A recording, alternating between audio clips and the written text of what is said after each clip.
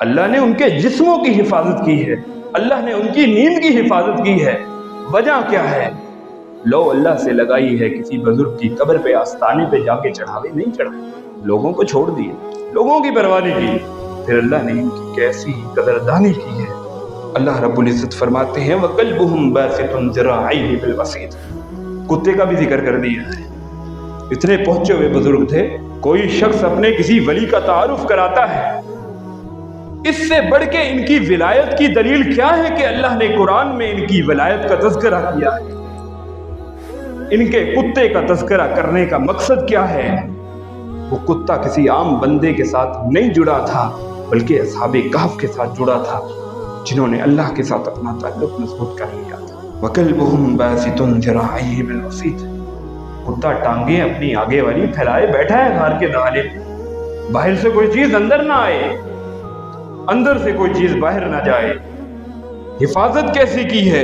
اللہ رب العزت نبی علیہ السلام کو فرماتے ہیں لَوِ اطَّلَعْتَ عَلَيْهِمْ لَوَلَّيْتَ مِنْهُمْ فِرَارًا وَلَمُلِئْتَ مِنْهُمْ رُعْبًا، اگر آپ ان کے غار کے دہانے پہ پہنچ جاتے، ایسی خطرناک صورتحال تھی، ڈر لگتا تھا دیکھ کے، باہر کتا ہے، اندر لوگ سوئے ہیں، اتنی صدیاں بیت چکی ہیں، کسی نے جگایا نہیں ہے، نہ اندر سے وہ باہر آ رہے ہیں، باہر سے اندر جانے کی کسی کو جرت نہیں ہوتی تھی۔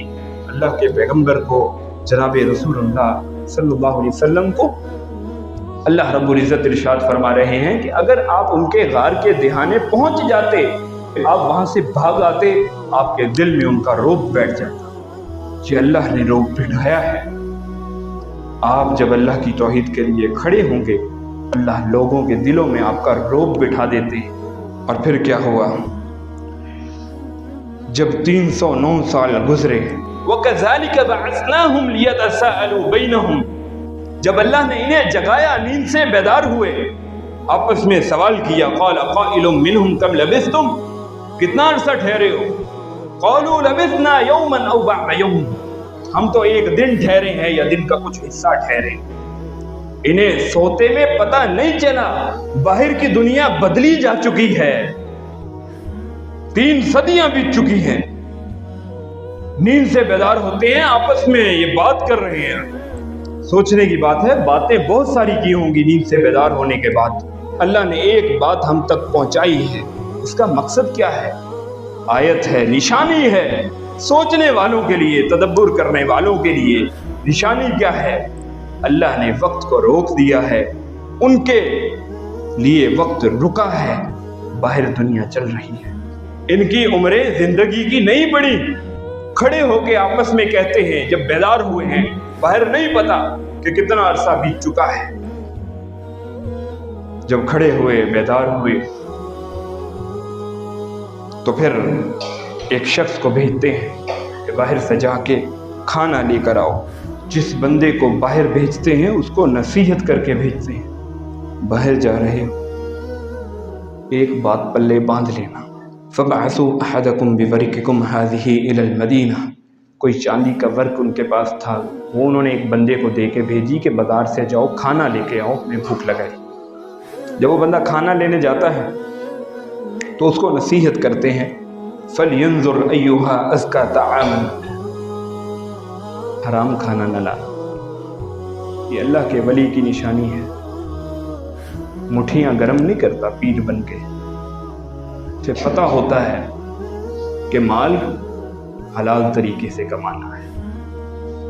نبی علیہ السلام نے فرمایا تھا لوگوں پہ ایک وقت آنے والا ہے،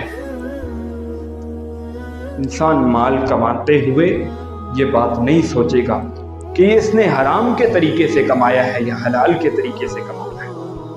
اور ایسا شخص جس نے حرام کی چادر اپنے جسم پہ ڈال رکھی ہے، حرام کے مال پہ اس کے جسم کی پرورش ہوئی ہے، صحیح مسلم کی حدیث ہے، دنیا کی مشقتیں جھیلنے کے بعد اللہ کے در پہ آ کے کھڑا ہو گیا ہے، بال بکھرے ہیں، بالوں میں گرد و غبار ہے، جسم کے اوپر جو لباس ہے اس کے اوپر گرد و غبار ہے، اللہ کو دعا کے لیے پکارتا ہے، مالک عز و جل فرماتے ہیں کیسے اس کی دعا قبول کروں؟ کھانا اس کا حرام کا ہے، اس کا پینا حرام کا ہے، اس کی پرورش جس رزق پہ ہوئی ہے وہ رزق اس کا حرام کا ہے، میں اس کی دعا کیسے قبول کروں؟ یہ الگ بات ہے پاکستان میں حرام کی کمائی، ڈالر اکٹھے کیے، سال بعد عمرہ کیا، ساری بلیک منی وائٹ ہو گئی۔ پتہ نہیں کس نے جھانسا دیا ہے، شیطان نے ہی دیا ہے۔ حلال کی کمائی اگر نہ ہو اللہ دعا قبول نہیں کرتے۔ حج عمرے تو دور کی بات ہے، نماز تو دور کی بات ہے، اللہ دعا قبول نہیں کرتے۔ ان کو کتنا خیال ہے جس رب کے لیے ہم نے اتنی قربانی دی ہے، سب کو چھوڑ کے غار میں آئے ہیں، حرام کا لقمہ حلق میں چلا نہ جائے۔ سیدنا ابو بکر صدیق رضی اللہ عنہ کے پاس ایک شخص آتا ہے، ان کا غلام ہے، آگے کوئی چیز کھانے کی پیش کرتا ہے، سیدنا ابو بکر صدیق رضی اللہ عنہ کھا لیتے ہیں۔ کھانے کے بعد غلام کہتا ہے آپ کو پتا ہے میں یہ کہاں سے لایا ہوں؟ نہیں مجھے تو نہیں پتا، علم غیب نہیں ہوتا تھا اس وقت ولیوں کو۔ سیدنا ابو بکر صدیق رضی اللہ عنہ نے کہا میں تیرے دل کا حال نہیں جانتا، مجھے نہیں پتا کہاں سے لے کے آیا ہے۔ کہنے لگا میں زمانہ جاہلیت میں کہانت کیا کرتا تھا، 2 نمبر نجومی بنا پھرتا تھا، لوگوں کو میں ایسے بتا دیتا تھا۔ کچھ عرصہ پہلے کسی شخص کو میں نے بات بتائی، ایسے ہوا میں تیر مارا، وہ لگ گیا، بات پوری ہو گئی، وہ بندہ خوش ہو گیا، مجھے نجومی سمجھ کے یہ چیز ہدیہ کر کے چلا گیا۔ جناب ابو بکر صدیق رضی اللہ عنہ نے کھانا کھانے کے بعد حلق کے اندر انگلی ڈالی ہے اور الٹی کر کے سب کچھ نکال دی ہے۔ ابو بکر کی غیرت نے گوارا نہیں کیا کہ حرام کا لقمہ اس کے پیٹ کے اندر چلا جائے۔ کیوں؟ کیونکہ تربیت اللہ کے پیغمبر سے لی ہوئی۔ حرام کا مال بھی کمائیں اور نیکیاں بھی کریں، کوئی نیکی بالکل نہیں۔